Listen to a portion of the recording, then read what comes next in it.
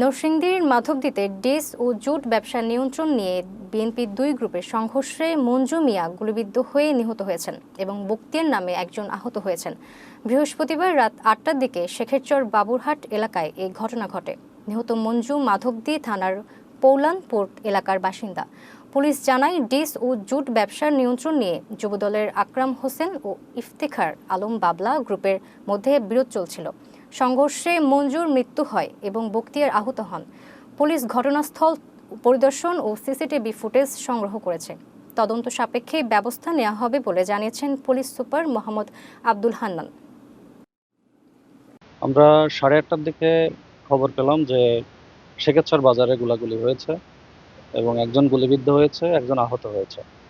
এই খবরের ভিত্তিতে আমরা দ্রুত এখানে আসি। মাধবদী থানা পুলিশ, আমাদের ডিবি পুলিশ, শেখেরচর ফাঁড়ি পুলিশ এবং নরসিংদী সদর মডেল থানার পুলিশ এখানে আসে। আমাদের সিনিয়র কর্মকর্তারা এখানে এসেছে, অ্যাডিশনাল এসপি সহ সদর সার্কেল সবাই আমরা এই বিষয়টা পিরিয়ডগুলো ভিজিট করলাম। তো আমরা প্রাথমিকভাবে যেটা জানতে পেরেছি সেটি হচ্ছে যে মেহেরপাড়া ইউনিয়ন যুব দলের